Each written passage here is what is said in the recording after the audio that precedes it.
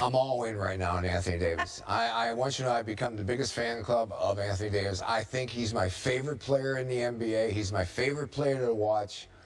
And I'll tell you what, if I had to pick a player, I'd pick him over LeBron James. MVP. Well, I pick him to build a franchise around. This guy plays the game easy. Well, there you have it. That was our NBA analyst, George Karl, this morning, moments ago on SportsCenter, saying he'd take Anthony over LeBron. Stephen A., you agree? No, I do not agree. I wouldn't take him over LeBron because of what LeBron is capable of doing and what he's already been proven that he can do over the course of 12 years and counting.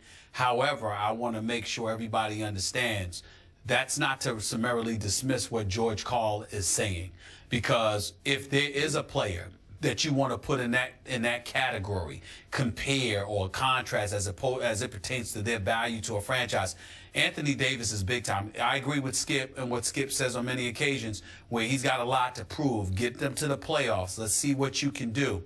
But this is the 8th time this year this dude has had, 30-plus points with, more than 5 or 10 rebounds, actually. He had 5 blocks last night. Skip Bayless, he's had over 30 points against Dallas twice, against Washington, against Golden State, against Utah twice, and then last night against Houston. The difference is that other than those 2 games against Utah, which were both wins, and he had like 43 against Utah on the road early in the season, those other games he lost every one of them, where he scored 30-plus. But this kid is 6'11". He's got a jumper. He can handle the ball. He can defend 4, possibly all 5 positions. He's versatile. He can handle the rock. He can pass. This kid is the real deal. He's averaging 24.8, 10.3, with nearly 3 blocks per game. He's at 2.8. He's shooting 53% from the field. And Skip, all of his shots are not inside from 5 feet. It's from 15 feet. It's from 17 feet. It's elbow jump shots. It's jump shots on the wing. He's driving to the lane. He's finishing off breaks. This dude is special. He is the real deal.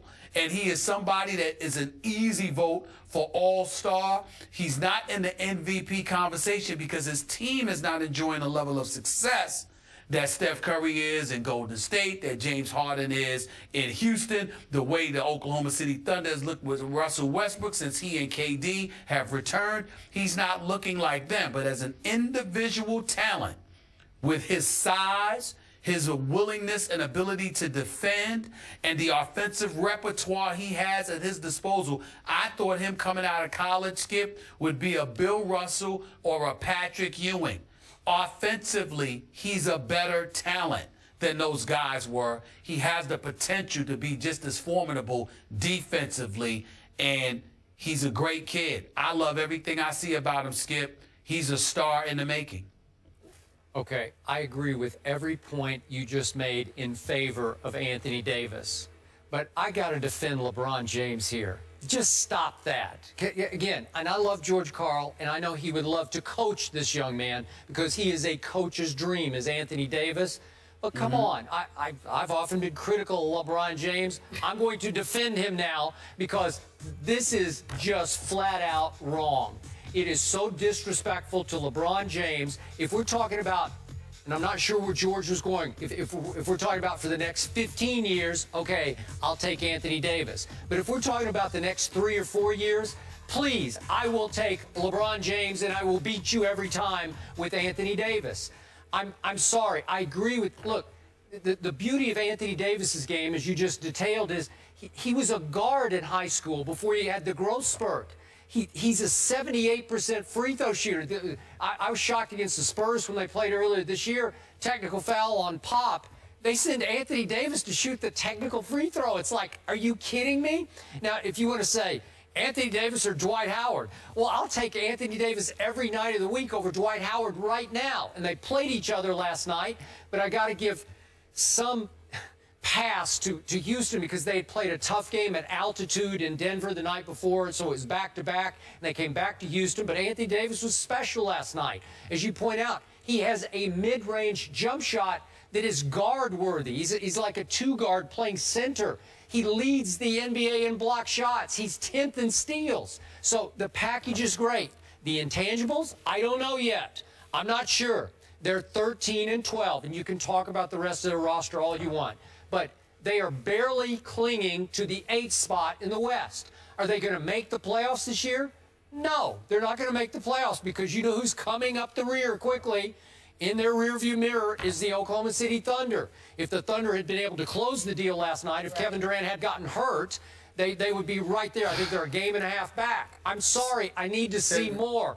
Just stop it with the LeBron James. I'll take LeBron for the next 4 years. Yeah, but Skip, you know what? Show some respect to the great George Karl. Well, I am. He's not saying that the kid is better than LeBron James. He's saying that when you look at somebody's talent and you talk about starting a team, for example, yeah, I disagree with him. I certainly wouldn't take him over LeBron either.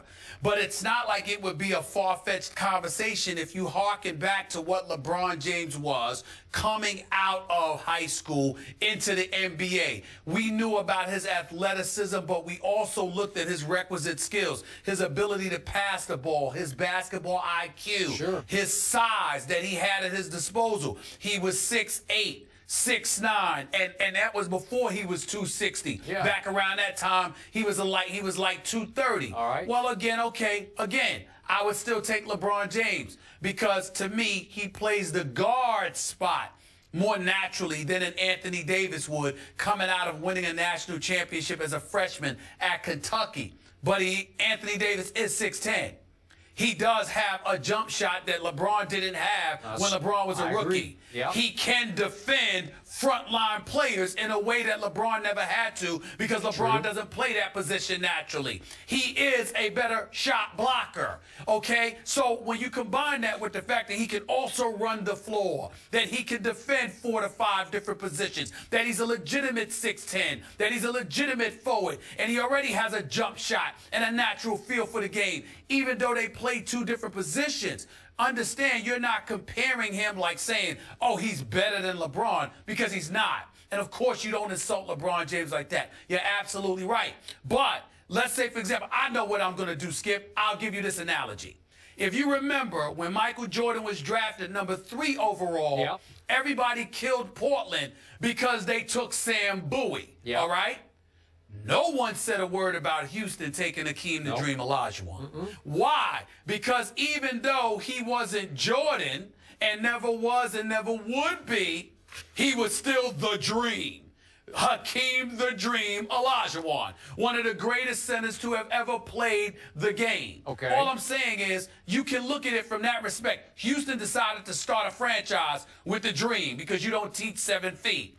And Chicago decided to go with Jordan. All right, okay, but you know how much I love George Karl. Consider him a friend, and I have nothing but admiration. But if back in those days he had suddenly come on to ESPN and said, you know what, I'll take Olajuwon over Jordan any day going forward, I would have said, no, you won't, George, because I'll take Michael Jordan, right?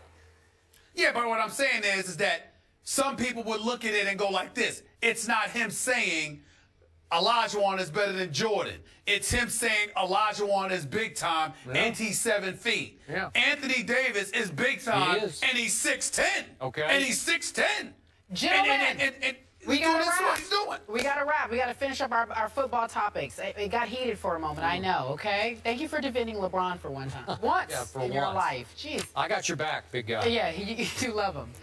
Coming up next, some Bears players are not happy about Jay Cutler being benched.